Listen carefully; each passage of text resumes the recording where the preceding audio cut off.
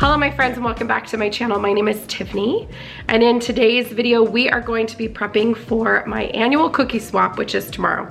Please disregard my voice. I sound like trash, but I don't feel like trash anymore.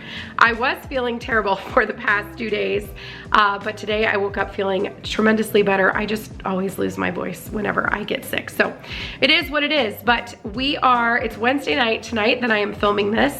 Tomorrow is the cookie swap. So tonight we have lots of things we need to get done. I've got to bake the cookies that I am sharing. I want to finish up the favor that I'm giving to everybody. I want to just clean up, a general cleanup, deep clean the bathroom that everybody's gonna be using and get out a lot of my serving items. I can't prep like the actual food until tomorrow, so we'll do that then. So this will be filmed in 2 parts, but it'll come out as 1 video, so hopefully you guys are here for it. I held my first annual cookie swap last year. It was so much fun. We had a blast. I couldn't wait to do it again. So glad you guys are here. Let's go ahead and get started. So if you've never been to a cookie swap, the whole entire premise is that you come to the cookie swap, you bring your favorite kind of cookie, whatever cookie you're making, you bring enough for everybody to take a few, and so everybody comes with, 48 to 60 cookies. Everybody leaves with about the same. It's just a mixture of everything. And then we're also gonna vote for the cookies. I'll show you those here in just a little bit. I found some cute printables on Etsy. This is the invitation that I ended up using. It says cookies and cocktails because we're doing both.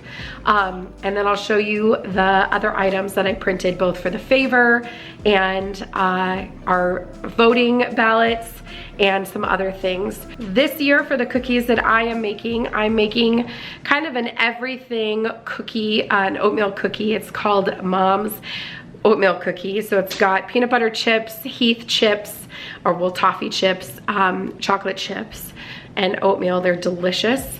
And then I'm also gonna make everybody's favorite, and that is the peanut butter cookies with a peanut butter cup inside. I learned this recipe when I was in college. I think it was when I was in my bachelor's degree. So that was when Aiden was like a baby. So 15 years ago, and I've made this cookie ever since. It's like everybody's favorite cookie. So gonna make that one. I made it last year. Last year I made like 5 different cookies. This year I'm only making 2. So just being better for myself. Tomorrow I'll show you what I'm gonna make for food. But tonight, like I said, we're gonna make those 2 cookies. That's what we're gonna get started with now.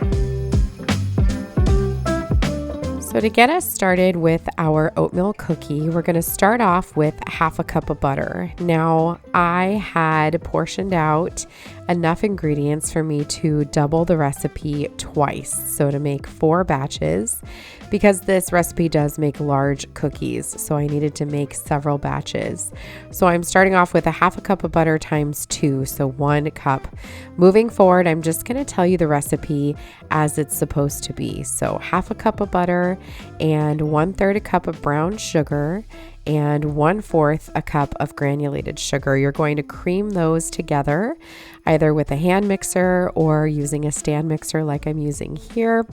Fun fact about my hand mixer, it's actually red, but I spray painted it in the beautiful color Heirloom White by Rust-Oleum spray paint, and I love it. It now lives on my counter. I use it all the time, and I think it looks absolutely beautiful. So make sure you're scraping the sides and getting all of that butter nice and soft. I will say that my butter was not soft enough, so it definitely had a little bit of some chunks when I was baking it, which does kind of affect the way that they cook. So make sure that you use softened butter. I'm also going to add in 1 tablespoon of vanilla extract and 1 egg. As I mentioned, this is a doubled recipe, so you saw me put in 2, and give that a really good blend. Now you want to cream these together, so you want it to mix for a while until it gets like this, nice and light colored and fully combined. That's how you know that your butter and your egg are completely combined together. All of that sugar will dissolve and you'll get a nice fluffy butter mixture. I'm adding in the vanilla extract now. I didn't do that earlier, but remember you're going to need 1 tablespoon of vanilla extract. And then we're going to add in 1 1/4 cup old-fashioned rolled oats. Make sure that they are the whole rolled oat, not anything that's meant to be microwaved. That way you get a nice, good, solid cookie, where if you use something that's too fine, it's going to be a little bit too fine for your cookie. Another thing to remember is never scoop your flour. So for this recipe, you need a cup of flour and a 1/4 cups of rolled oats, but never, ever, ever scoop your flour.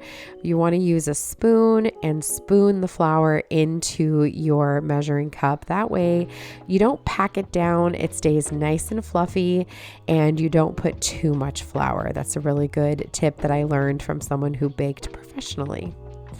Now we're going to add in our baking soda, cinnamon, and salt. You need 1/8 teaspoon of cinnamon, 1/2 teaspoon of baking soda, and 1/4 teaspoon of salt. This is really important to make sure that you add that salt in there because it's going to bring out the flavor of all the sweet. And you're actually going to top this cookie with some sea salt. I forgot when I was making these, and it made a huge difference. The other thing that you're going to remember to do here is don't add enough of your toppings here for all 4 batches. I had rationed out the chocolate chips, the peanut butter chips, and the toffee bits for 4 batches of cookies, and I should have only put half of that in here because I'm making 2 batches here, but I put them all in. It totally messed with my cookie. They were not soft and fluffy. It had way too much stuff in them, but the recipe calls for 1/2 cup of semi-sweet chocolate chips, 1/2 cup of peanut butter chips, and 1/4 cup of toffee chips, which I used Heath bits, and they are so very delicious. Now, to cook these or bake these cookies, you're going to use a cookie sheet, and you'll want to line it with either parchment paper. For me, I'm going to be using a silicone baking mat. These new cookie sheets that I got are giant, and my silicone mat was a little bit small. However, it worked out perfectly fine. This helps to keep your cookies nice and soft, and they don't stick. I'm also using a medium-sized cookie scoop to make sure that I made more cookies since I needed a lot of them to go around. But the recipe calls for using a large cookie scoop. I typically use an ice cream scoop when I make these, and each batch will give you about 10 cookies. Once you have your cookies all on your sheet, top them with a little bit of sea salt and then pop them in a 350-degree oven for about 8 minutes. You want them to come out still kind of soft and maybe even a tiny, tiny bit gooey, and let them get fully cooked on your sheet pan. Let them sit there for about a minute or 2 and then take them off and put them on a cooling rack. That's what's going to keep them nice and soft and gooey. And I'm telling you right now, you will love these cookies. They are delicious and so addicting. Don't forget that sea salt on top like I did. It makes a huge difference.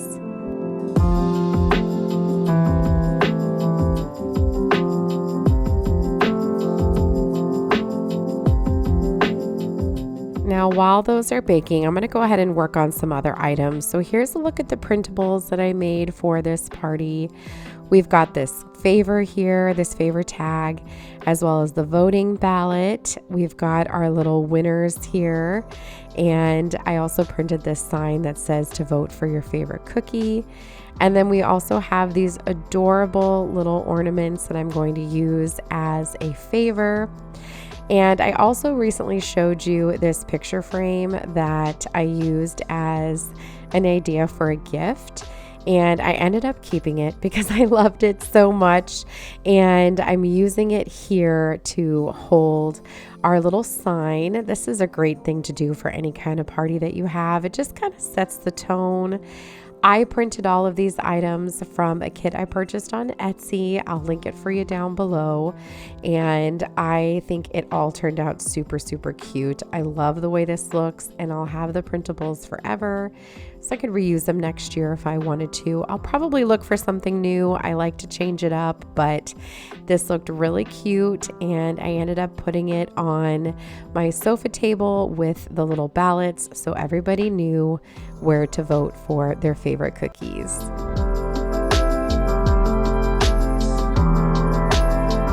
I also took a moment to write 2023 on the back of all of the little ornaments. Those are from Walmart, and last year I gave an ornament made out of a miniature cookie cutter that I had tied onto some string, and I just like to have those. I think they're sweet to add to your Christmas trees. Now that our cookies have come out and cooled for a couple of minutes, we're going to go ahead and pop these onto a cooling rack. This will allow them to finish cooling. You're going to see as I peel them up here that they're mostly solid. However, they're still a little bit soft, and they'll just continue to cool over there on that rack. I'm going to go ahead and load up our next batch and get those into the oven.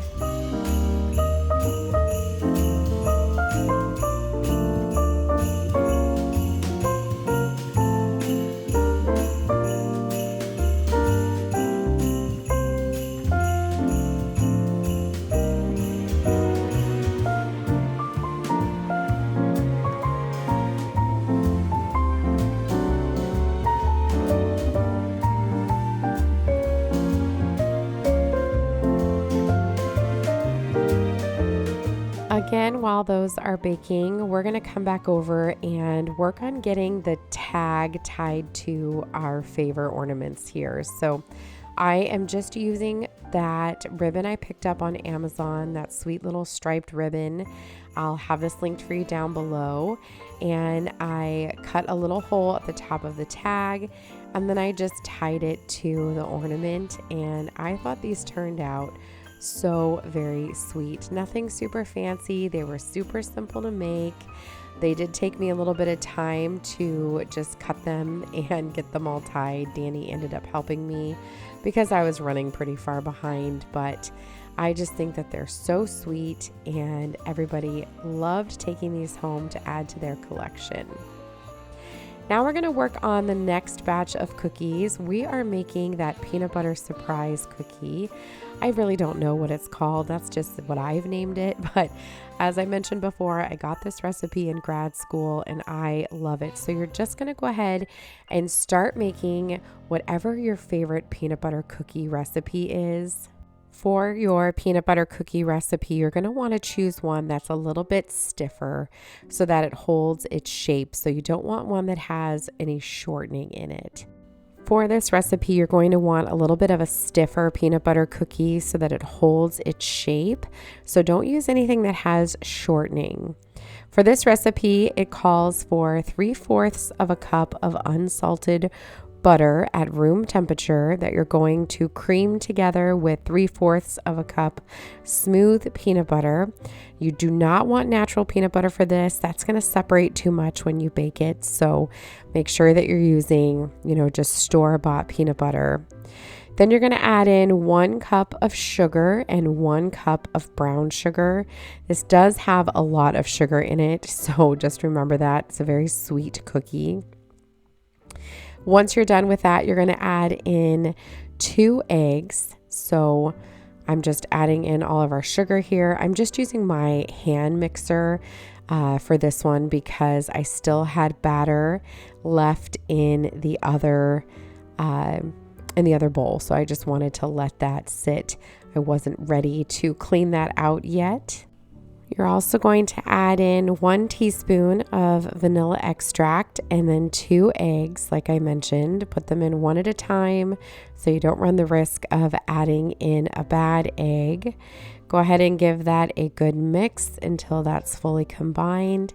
And then you're going to add in your flour. Now for this recipe, I combined all of my dry ingredients together just so that I could make sure they got fully incorporated. So you're going to need 3 cups of all-purpose flour for this. Again, make sure that you are spooning your flour into your measuring cup.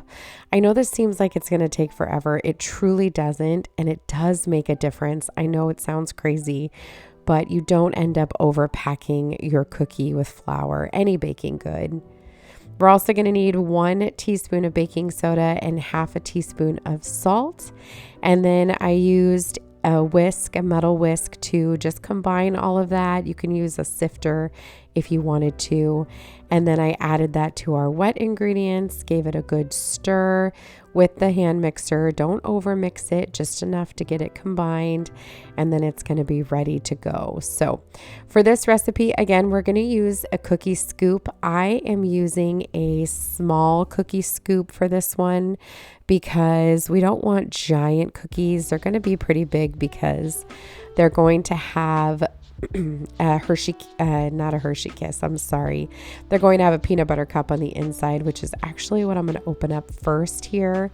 And I ended up using 2 full bags of Reese's peanut butter cups. I actually just sat down while opening these. Normally, I have my kiddos help me with this. They'll be opening these while I'm making the dough.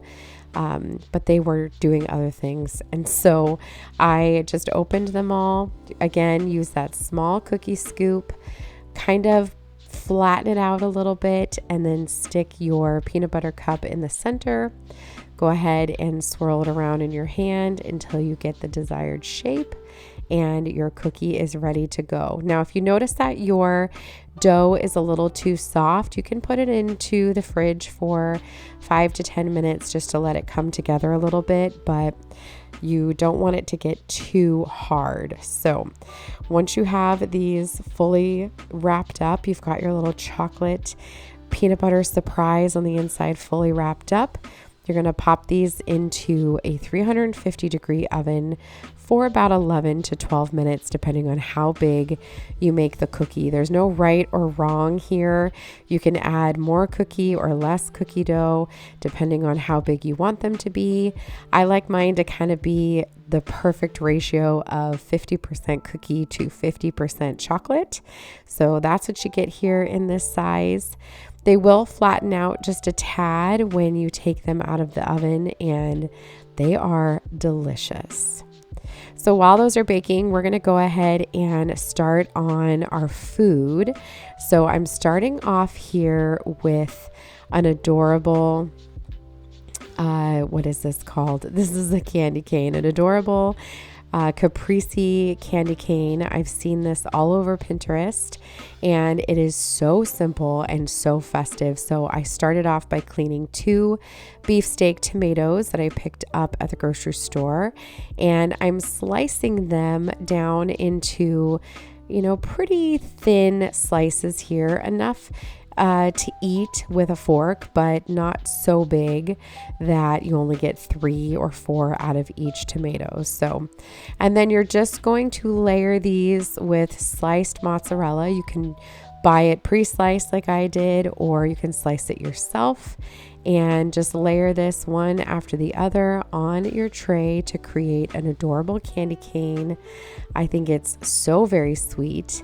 I ended up salting it and peppering it just to give it a little of extra flavor, and I garnished it with some fresh basil and added a little bowl on the side with some balsamic glaze and a spoon, and this was delicious.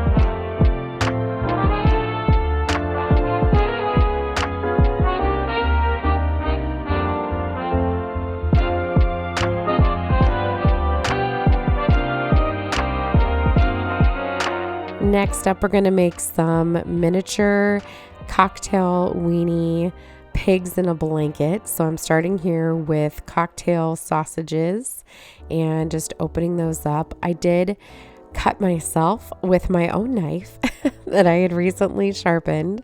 So you see there I've got a little band-aid, but I am using crescent rolls here, refrigerated crescent rolls, and you just slice these down. I cut each triangle into 4, and you use those to wrap the little tiny cocktail sausages.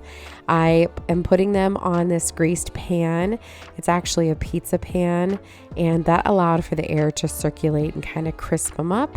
And then I popped them in the oven and I baked them at whatever the croissant packages said. I don't remember, but they were delicious. And I'm pretty sure I said crescent rolls earlier, but you can say crescent, croissant, whatever you prefer. Apparently I use both. So pop those into your oven.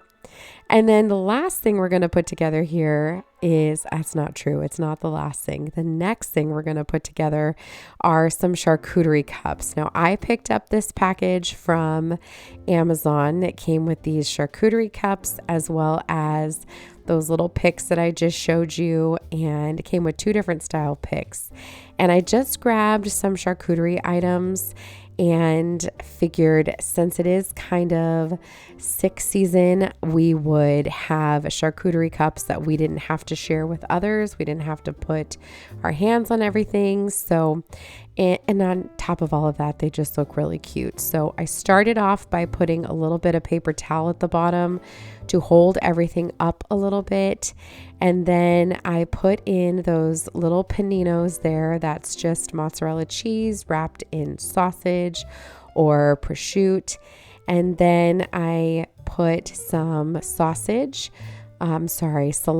on one of the cocktail sticks. I used another cocktail stick to skewer some blackberries and raspberries to add a little bit of color and some fresh fruit. I put some pepper jack cheese squares in the bottom, as well as some Townhouse Italian herb crackers. And to top it all off, I added a couple chocolate covered pretzels to bring in a little bit of sweet and saltiness to it. And these were adorable and a huge hit. After I was all done, I did also put one of those adorable little holiday cocktail stirs in every single one, and they were really, really cute. The last thing we're going to put together here is just a cheese board, and I've got that little bowl there with my favorite goat cheese. It's the wild blueberry and lemon goat cheese. It's delightful. I put a cheese knife in there, and then we're just going to add our crackers here along the board, and that's it. Super simple. Everything was really easy to assemble, very little baking, and it came together in a flash.